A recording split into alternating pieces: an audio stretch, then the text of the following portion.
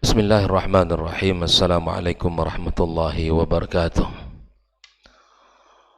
Alhamdulillah, wassalatu wassalamu ala rasulillah wa ala alihi wa sahbihi wa mawalah, wa la hawla wa la quwata illa billah.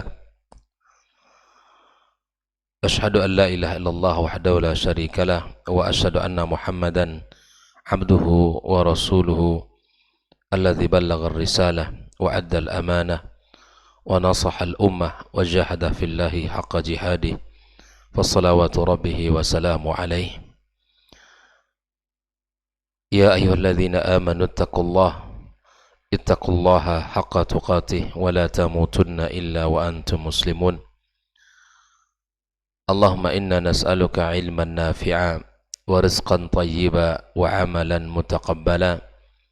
Amma ba'd, kaum muslimin, kaum muslimat, hadirin hadirat, al-mustami'in wal mustami'at, al-musyahidin wal musyahidat rahimakumullah. Alhamdulillah, tiada kalimat yang paling pantas untuk kita selalu ucapkan dari lisan kita melainkan puja dan puji kita kepada Allah Subhanahu wa taala. Rasa syukur atas nikmat yang Allah berikan kepada kita, karena akan sangat sulit seseorang dia mengatakan bersyukur kepada Allah namun tidak diikutkan dengan ketaatan dan ketundukan kepadanya. Kesyukuran yang melahirkan cinta kepada Allah Subhanahu wa taala dibuktikan dengan amaliyah dalam kehidupannya. Dengan izin Allah Azza wa Jal, Allah berikan kemudahan kita di pagi ini untuk bisa mengawali hari kita dengan ibadah yang mulia, ibadah salat fardu subuh berjamaah. Lalu kita lanjutkan sejenak duduk dalam taman surga, taman ilmu yang kita harapkan melahirkan amal-amal dalam kehidupan kita, meluruskan kesalahan-kesalahan yang ada pada kita, serta menerangi jalan menuju Allah Subhanahu wa ta'ala. Ucapan salat dan salam untuk Nabi kita sallallahu alaihi wasallam, yang mudah-mudahan kita selalu diberi Allah taufik untuk bisa mengikuti jejak dan syariat yang telah disampaikan olehnya, dan kita berharap pula kita dikumpulkan bersamanya di hari kiamat kelak bersama para nabiyin, wasiddiqin, wasyuhada'i, wassalihin. Kemudian tak lupa pula kita memohon kepada Allah Azza wa Jal untuk selalu mendoakan dan memintakan ampun terhadap orang-orang yang telah berjasa dalam hidup kita, orang tua kita yang telah mengajarkan banyak kebaikan, yang telah mengorbankan apa yang telah mereka punya secara zahir dan batin. Mereka selalu memberikan yang terbaik untuk kita semuanya. Untuk para guru, para pendidik, para masyayikh yang telah memberikan ilmunya kepada kita, agar Allah Subhanahu wa ta'ala tinggikan derajat mereka dan Allah berkahi anak keturunan mereka. Ikhwafillah kaum muslim dan muslimat rahimakumullah, insyaallah mulai pagi ini kita akan membaca satu risalah yang disebut dengan Risalatu Fadlil Islam. Itu risalah tentang keutamaan dan kemuliaan Islam yang ditulis oleh Al-Imam Al-Syekh Muhammad Ibn Abdul Wahab rahimallahu ta'ala rahmatan wasi'ah, dan kita ambilkan syarah dari Fadilatul Syekh Dr. Shalih Al-Fauzan yang insyaallah kita akan baca setiap hari dari hari Senin sampai hari Kamis, yang mudah-mudahan apa yang kita baca melahirkan kecintaan kita kepada Islam, karena tak kenal maka tak cinta. Dengan risalah ini, dengan tulisan beliau ini membuka, mengingatkan kita tentang keutamaan Islam, mengingatkan kita tentang ternyata Islam adalah agama yang rahmatan lil alamin. Karena di antara salah satu bentuk orang bisa bersyukur kepada Allah, dia tahu kalau itu nikmat. Kapan kita tahu Islam ini merupakan nikmat besar? Manakala kita memiliki ilmunya. Cara untuk bisa berilmu adalah dengan cara kita duduk dalam majelis ilmu. Bersungguh-sungguh kita belajar. Dengan ilmu kita akan mendapatkan petunjuk. Dengan ilmu kita akan terang jalan menujunya. Dengan ilmulah tegaknya agama ini. Dan dengan ilmu pula lah Nabi kita sallallahu alaihi wasallam menyebarkan agamanya. Dia tidak akan pernah merugi orang-orang yang selalu duduk dalam majelis ilmu. Semoga kita selalu termasuk orang-orang yang menjadi anggota tetap di dalam majelis ilmu selama Allah Subhanahu wa taala berikan usia kepada kita. Ikhwah fillah kaum muslimin dan muslimat rahimakumullah. Di awal risalah ini Syekh Muhammad Ibn Abdul Wahab memulai dengan Bismillahirrahmanirrahim. Bismillahirrahmanirrahim. Ini adalah salah satu bentuk iktidaan bi kitabillahi azza wa jalla. Memulai sesuatu dengan bismillah adalah mencontoh Al-Qur'anul Karim, di mana memulai dengan Bismillahirrahmanirrahim, dan juga merupakan ittiba kepada Rasulullah sallallahu alaihi wasallam, mengikuti Nabi, di mana beliau menulis setiap kali surat-surat yang dikirim kepada seluruh para raja diawali dengan Bismillahirrahmanirrahim. Bismillah, Allah azza wa jalla merupakan lafzul jalalah, nama yang dimiliki oleh Allah yang tidak boleh dipakai oleh siapapun dari makhluknya. Begitu juga dengan Ar-Rahman. Ar-Rahman zu rahmatil wasi'ah, yang maha memiliki rahman, kesayang yang sangat luas.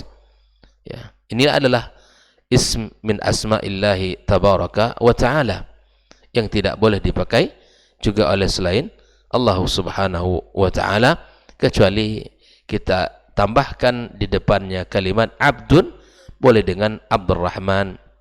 Begitu juga dengan Ar-Rahim, yang merupakan sifat Allah Azza wa Jal yang maha luas atau yang maha bersambung kasih sayangnya kepada siapapun dari makhluk Allah Subhanahu wa ta'ala. Ar-Rahman, ya, Allah berikan kepada siapapun dari makhluk ini, makanya sangat luas, sawan kana kafiran am mu'min, dan adapun Ar-Rahim hanya Allah berikan kepada orang-orang beriman di hari kiamat kelak, yang itu dikhususkan bagi hamba-hambanya yang bertakwa kepada Allah Subhanahu wa ta'ala. Lalu kemudian setelahnya Syekh al-Muallif kitab mengatakan wa bihi nasta'inu, ya, dengan Allah lah kita minta tolong. Dan ini adalah pelajaran dari sebuah ayat yang senantiasa kita baca, iyyaka na'budu wa iyyaka nasta'in. Ya, dari sinilah kita faham bahwa Allah mendahulukan kata ibadah, lalu kemudian Allah ikutkan kata al-isti'anah, bahwa tidak ada kebaikan, tidak ada amal saleh, tidak ada ketaatan yang bisa kita lakukan kecuali melainkan dari pertolongan Allah Subhanahu wa ta'ala. Sekecil apapun amal saleh itu, ya, yang bisa kita lakukan melainkan atas pertolongan Allah Subhanahu wa ta'ala. Maka senantiasalah kita meminta kepadanya, dan senantiasalah kita memohon pertolongan kepada Allah Subhanahu wa ta'ala. Bahkan Nabi kita sallallahu alaihi wasallam juga mengatakan wasta'in billah wa la ta'jiz. Minta tolonglah selalu kepada Allah, jangan engkau lemah. Meminta tolong kepada Allah adalah ibadah. Memohon pertolongan kepada Allah adalah kemuliaan bagi kita. Yang meminta tolong kepada Allah berarti menginginkan kemuliaan bagi dirinya, menginginkan kebaikan yang sangat banyak, karena dia telah meminta kepada Sang Khalik yang maha luas rahmat dan kasih sayangnya, yang maha kuat, yang maha memiliki segala-galanya. Maka setelah mengatakan Bismillahirrahmanirrahim, muallif mengatakan wa bihi nasta'inu. Inilah pelajaran untuk kita. Lalu kemudian dia atau Syekh muallif kitab mengawali dengan babu fadlil Islam. menulis, mengawali dengan satu bab ya, babu fadlil Islam, bab tentang ya keutamaan Islam. Lalu kemudian Asy-Syarih Syekh Dr. Al-Fauzan menjelaskan makna daripada kalimat babu fadlil Islam dengan mengatakan alhamdulillahi rabbil alamin, segala puji bagi Allah Subhanahu wa taala Rabb semesta alam. Wa sallallahu wasallam ala nabiyyina Muhammad wa ala alihi wa ashabihi ajmain. Semoga salat dan salam selalu tercurahkan kepada Nabi kita Muhammad sallallahu alaihi wasallam, kepada keluarga beliau, para sahabatnya seluruhnya. Amma ba'd. Ya. Lalu kemudian Syekh Shalih Al-Fauzan mengatakan fa inna Syekh Al-Imam Muhammad ibn Abdul Wahhab rahimallahu, ya, sesungguhnya Syekh menjelaskan Al-Imam Muhammad bin Abdul Wahhab, kata beliau, fi kitab tauhid, dalam kitab tauhid beliau, karena di antara kitab yang ditulis oleh Syekh Muhammad bin Abdul Wahhab adalah kitab tauhid. Ini luar biasa, bahkan ini merupakan kitab yang sangat bagus di dalam pembahasan tentang akidah. Wa kitab, kata beliau, usulil iman. Begitu juga beliau menulis tentang kitab usulil iman. Bahkan kitab tauhid ini telah disyarah lebih dari 20 pensyarah. Kitab ini dijelaskan oleh lebih dari 20 orang. Kitab usulil iman memiliki hadis-hadis yang bicara tentang usulul iman. Dan wa kitab fadlil Islam, begitu juga kitab tentang keutamaan Islam yang sedang kita baca ini, wa kitabul kabair. Syekh Shalih Fauzan menyebutkan 4 karya beliau di sini. Kitabut tauhid, usulul iman, fadlul Islam, dan al-kabair. Nah, beliau ingin menyampaikan daraja ala ma daraja alaihil muhaddithun. Di dalam 4 kitab ini, kata Syekh Shalih Fauzan, maka Syekh Muhammad bin Abdul Wahhab mengikuti caranya ahli hadis, mengikuti metodenya ahli hadis, ya. Fi annahu fi hadhil kutub, bahwa sesungguhnya beliau dalam kitab-kitab yang 4 yang sudah kita bacakan tadi, ya'ti bitarajum wa yasuku ba'dal ayat wal ahadith. Beliau mengawali dengan sebuah judul seperti yang kita baca tadi, babu fadlil Islam. Diawali dengan sebuah judul, lalu kemudian disempurnakan, ya, ditulis setelah itu apa? Ayat-ayat dan hadis-hadis. Inilah karya dan cara para ulama dulu. Dibuatnya sebuah judul, kemudian disebutkan ayat-ayat dan disebutkan hadis-hadisnya. Fa wa ya'ti bi tarjamati allati tatadamman ma tufiduhu an-nusus allati yasuquha ba'daha. Beliau membuatkan sebuah judul, ya, sebuah judul itu yang meliputi, yang mengandung yang apa yang disebutkan oleh nas. Dari sebuah faedah yang akan disebutkan oleh beliau ayat-ayat setelahnya, dilahirkan sebuah judul oleh beliau. Dilahirkan sebuah judul oleh beliau, ya. Wa hadhihi tariqatul muhadditsin kal Imam Al-Bukhari. Dan ini adalah caranya, metodenya para ahli hadis seperti Al-Imam Al-Bukhari wa ghairuh, dan yang lainnya, ya. Makanya kata para ulama, Al-Imam Al-Bukhari, di antara bentuk kelebihan beliau, di antara bentuk kecerdasan beliau, lihat pada fiqhul bab, lihat pada judul-judul yang dibuat oleh Imam Bukhari. Imam Bukhari subhanallah membuatkan judul dari hadis yang dia sebutkan. Di antara bentuk keistimewaan kitab Al-Imam Al-Bukhari, Sahih Bukhari, adalah min fiqhil bab. Kecerdasan Imam Bukhari terlihat bagaimana beliau menuliskan bab, judul daripada hadis tersebut. Dan ini yang diikuti oleh Al-Imam Muhammad ibn Abdul Wahhab, ya. Kata beliau, kata Syekh Shalih Fauzan, fa huwa la ya'ti bi kalamin min 'indih. Dia tidak mendatangkan ucapan dari dirinya. Artinya bukan datang dari dirinya sendiri. Wa inna ma ya'ti bima dalla 'alaihi al-kitab was sunnah, ya, wa aqwalus salafus salih. Namun dia menulis sebuah judul yang ditunjukkan, ya, oleh Alkitab, Al-Quran dan As-Sunnah serta perkataan as-salafus salih. Jadi beliau menulis itu bukan datang dari lisannya sendiri, dari dirinya sendiri, namun itu adalah diambil dari apa yang telah disebutkan oleh Al-Quranul Karim dan sunnah Rasulullah SAW serta perkataan para as-salafus salih. Lalu Syekh Shalih Fauzan mengatakan, la kama yakuluhu a'da'uhu, tidak seperti yang dituduhkan oleh musuh-musuh beliau. Syekh Muhammad Abdul Wahab memiliki orang-orang yang tidak menyukai, sebagaimana pula banyak orang yang menyukainya. Seperti mana musuh-musuh beliau mengatakan, innahu ata bi madhhabin khamis. Ini yang dituduhkan kepada Syekh Muhammad bin Abdul Wahab, bahwa beliau membawa madhab yang kelima. Yusammunahu al-madhhab al-wahabi, disebut dengan madhab wahabi. Nah, inilah tuduhan siapa? Tuduhan musuh-musuh dakwah beliau. Kenapa ini disematkan kepada Syekh? Tanfiran anhu, agar orang lari darinya, agar orang tidak suka kepadanya. Wa an da'wati, agar orang juga membenci dakwahnya, membenci dakwah beliau, membenci keilmuan beliau, membenci diri beliau. Nah, inilah yang dikatakan oleh musuh-musuh beliau, tanfiran anhu wa an da'watihi, agar orang lari dari apa yang dia sampaikan dan apa yang dia ajak kepada kitab Allah dan sunnah Rasulullah sallallahu alaihi wasallam. Ini adalah sesuatu yang nyata dalam kehidupan.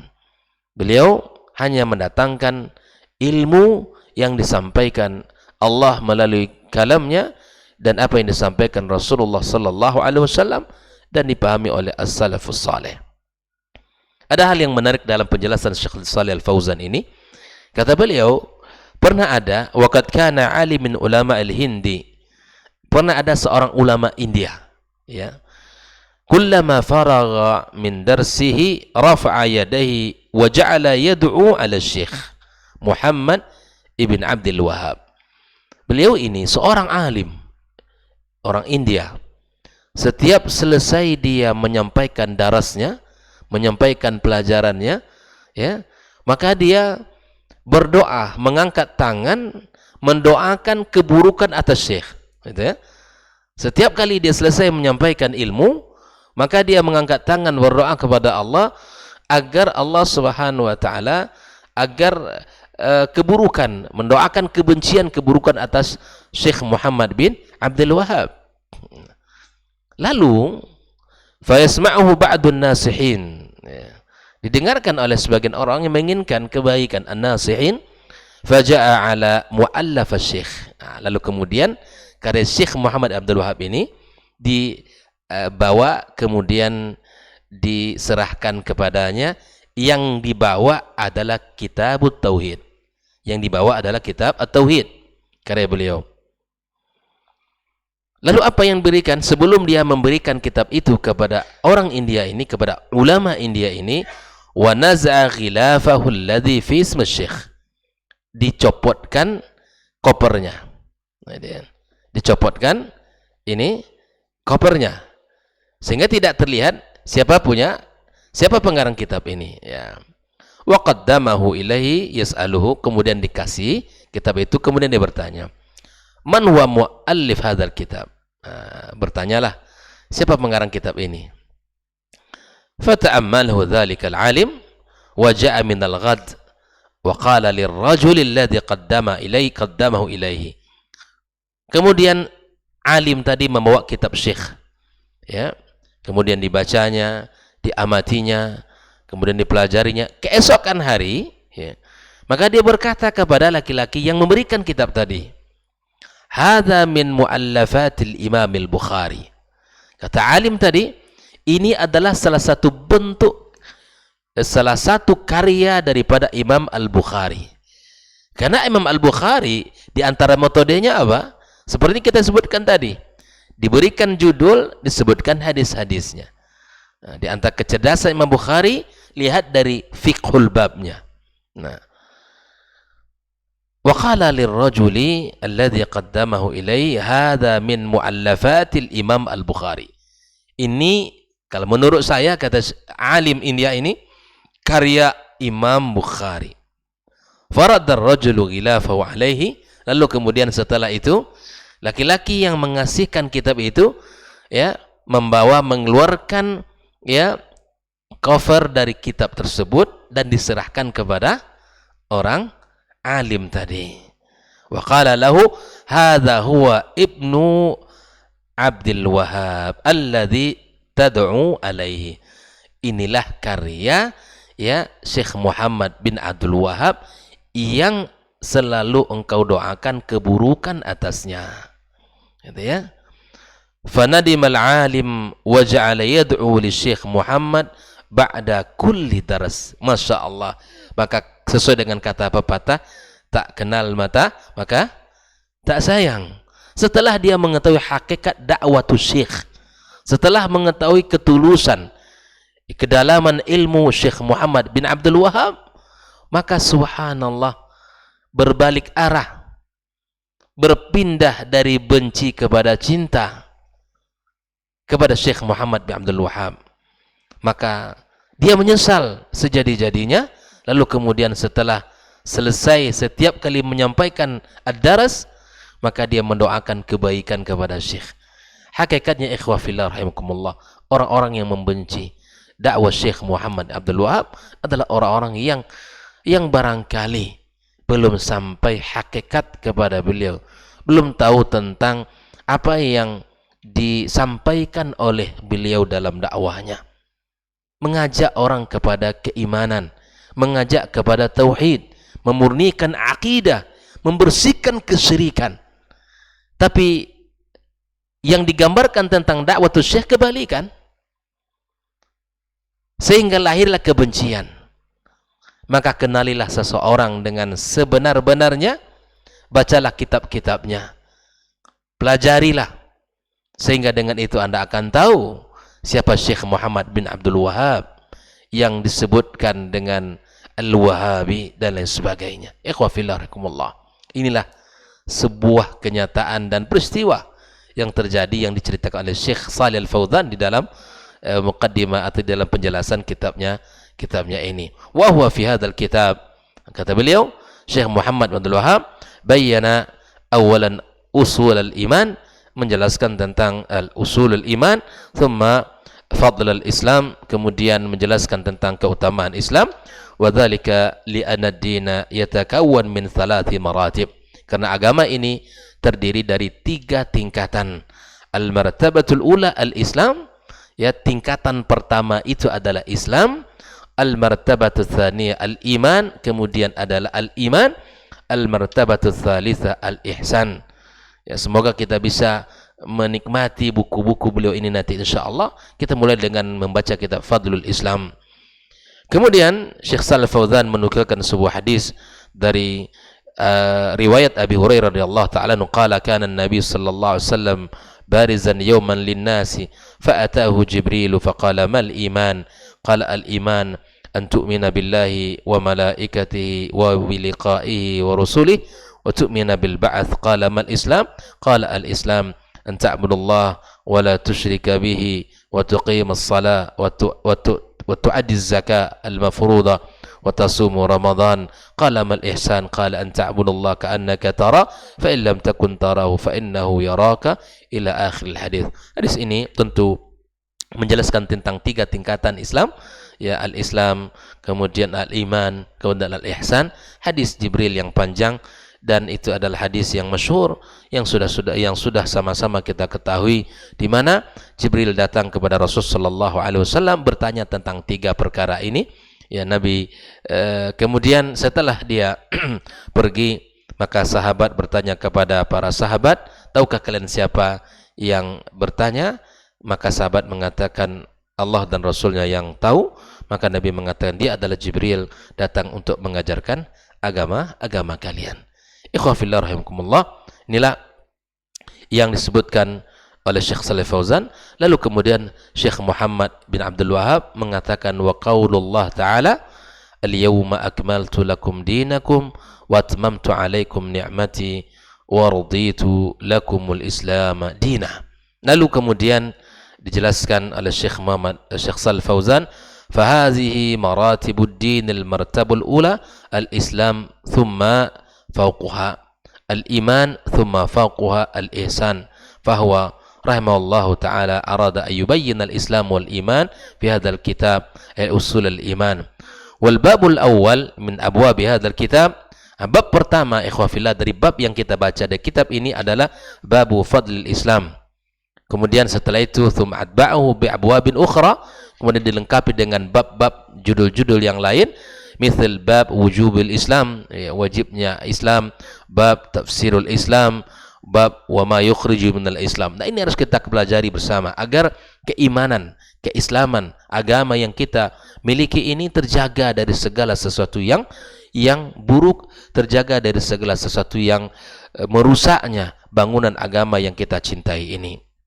Kemudian setelah itu Syekh Muhammad Abdul Wahab menjelaskan ayat yang sudah kita bacakan surah Al-Maidah ayat 3 ayat 2 tadi, ya, lamma kana an-nabi sallallahu alaihi wasallam waqifan fi Arafah. Kemudian ayat ini dijelaskan oleh Syekh Shalih Fauzan fi Hajjatil Wada, ketika Nabi berada di Arafah di Haji Wada, nazalat alaihi hazil ayah, turunlah ayat al-yawma akmaltu ini. Wa hiya min akhiri ma nazal ala Rasulillah sallallahu alaihi wasallam minal Quran. Salah satu ayat yang terakhir turun kepada Rasulullah. Au hiya akhir ma nazal. Li'annahu 'asha ba'daha muddatan yasira, karena setelah turun ayat ini Nabi hanya hidup, ya, tidak lama. Beberapa masa setelah itu Nabi SAW meninggal dunia. Ba'da an raja'a ilal Madinati ba'dal hajj, setelah pulang ke kota Madinah selesai melaksanakan ibadah haji. Fadalla hadha ala anna Rasul sallallahu alaihi wasallam ma tuwfi hatta akmalallah bihi din. Ini menunjukkan bahwa Nabi tidaklah meninggal dunia kecuali telah Allah sempurnakan agama ini. Jadi tidak ada lagi agama yang tidak selesai dalam penjelasannya. Allah cabut nyawa Nabi kita sallallahu alaihi wasallam kecuali agama ini telah sempurna. Oleh itu ikhwafillah, wa fi hadza kata Syekh Shalih Fauzan, raddun 'alal mubtadi'ati alladzina yuhditsuna asya' wa yansabunaha ila ad-din wa hiya laysat minhu.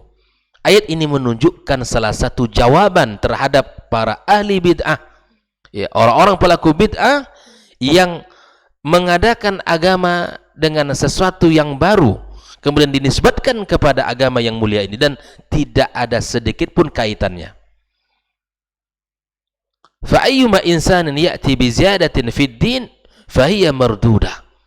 Kata Syekh Shalih Fauzan, siapapun dari manusia ini yang menjalankan agama, yang melaksanakan perintah agama dengan menambah-nambahnya sesuatu dalam urusan agama ini, maka dia tertolak. Menukilkan sebuah hadis riwayat Aisyah radhiyallahu taala anha, qalat qala Rasulullah sallallahu alaihi wasallam, man ahdatha fi amrina hadza ma laysa minhu fahuwa raddun. Yang mengada-ada dalam urusan agama, dalam urusan kami, kata Nabi, yang bukan urusan kami, yang mengada-ada pada agama ini yang bukan perintah kami, kata Nabi, maka dia tertolak dalam ibadah. Wa fihi raddun 'alal ladzina yantaqisuna al-Islam. Begitu juga ayat yang kita bacakan tadi merupakan jawaban terhadap orang-orang yang, ya, menilai Islam ini kurang, menganggap Islam ini tidak sempurna. Wa yaqulun innahu la yuslih likulli zaman wa makan. Bahwa Islam ini tidak cocok untuk setiap masa dan setiap tempat. Islam itu berlaku hanya zaman dahulu. Zaman sekarang tidak lagi berlaku Islam. Islam ini tidak sempurna. Islam ini tidak salih likulli zaman wa makan, kata mereka. Ini juga jawaban terhadap orang-orang yang seperti ini. Kita bacakan ayat al-yawma akmaltu lakum dinakum ini. Wah, Islam sempurna sejak dia disyariatkan sampai akhir zaman. Ya, seperti apa yang disebut-sebut oleh orang-orang hari ini, ya, innal Islam li ajyalin madat.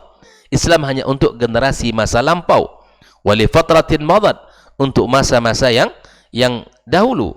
Fala yuslih li akhir zaman, fala yasluhu li akhir zaman, tidak cocok untuk akhir zaman. Ma'anna qaulahu ta'ala al-yawma akmaltu lakum dinakum yadullu ala annahu salih li kulli zaman wa makan. Islam sesuai, cocok untuk setiap masa dan tempat. Wa idza qasurat afhamu ba'din nas an fahmil Islam. Kalaulah seandainya ada orang yang tidak paham Islam dengan sempurna, maka fal aibu laisa fil Islam, ya, al aib bukan ada pada agama ini, innamal aibu fi fahmihim lahu, sesungguhnya kekurangan aib itu ada pada pemahaman dia terhadap Islam. Wa illa faddinu kamilun wa syamilun li masalihil ibadi ila an taquma sa'ah. Sesungguhnya kata Syekh Shalih Fauzan, agama ini sempurna, agama ini universal, meliputi kemaslahatan seorang hamba sampai hari kiamat kelak. Maka dengan inilah kita membaca kitab insyaallah agar kita merasa bahwa nikmat Islam ini luar biasa, agar kita bisa menjaganya sampai Allah Subhanahu wa taala berpesan, wala tamutunna illa wa antum muslimun. Jangan sampai kita, anak generasi dan keturunan kita meninggal kecuali dalam keadaan beriman kepada Allah dan berserah diri kepadanya. InsyaAllah akan kita lanjutkan penjelasan Syekh Shalih Fauzan pada esok pagi insyaAllah, yang mudah-mudahan Allah Tabaraka wa Ta'ala berikan kepada kita pemahaman yang benar terhadap agama ini, dan Allah jaga kita dari segala keburukan dan dari segala hal yang dibenci oleh Allah Subhanahu wa taala. Wa sallallahu ala nabiyyina Muhammadin wa sallam. Wa subhanakallahumma bihamdika asyhadu an la ilaha illa anta astaghfiruka wa atubu ilaik. Wassalamualaikum warahmatullahi wabarakatuh.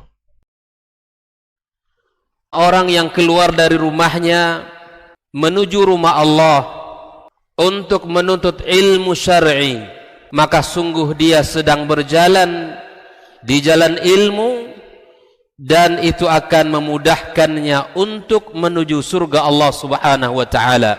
Man salaka tariqan yatlubu fihi ilman salakallahu bihi tariqan min turuqil jannah. Barang siapa yang menempuh sebuah jalan, jalan yang ditempuhnya adalah jalan menuntut ilmu, maka Allah akan mudahkan jalannya untuk menuju surga Allah Subhanahu wa taala. Orang yang berangkat ke masjid untuk menuntut ilmu syar'i dianggap sebagai jihad fi sabilillah.